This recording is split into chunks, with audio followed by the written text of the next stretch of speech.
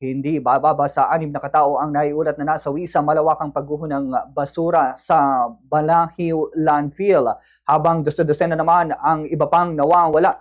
Tinatayang 50 sanitation workers ang natabunan noong Huwebes 8 ng Enero nang bumagsak ang basura mula sa taas ng tinatayang katumbas ng 20 palapag na pribadong landfill na pinapatakbo ng Prime Integrated Waste Solution. Kasalukuyan namang nagpapatuloy ang operasyon ng mga otoridad kung saan gumamit na ang mga ito ng mabibigat na makinarya kabilang na ang backhoes upang hukayin ang mga natabunan. Ayon kay Cebu Rescuer Joe Reyes, patuloy ang operasyon ngunit pansamantala itong huminto kapag gumagalaw ang landfill.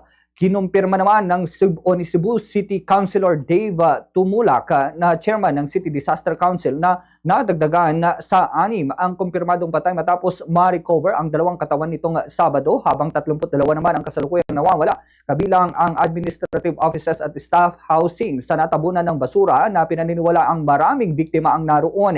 Nabatid na ang Binaliw landfill ay nagproproseso ng humigit kumulang 1,000 tonelada ng basura araw-araw at nagseserbisyo sa Cebu City at kalapit na mga komunidad.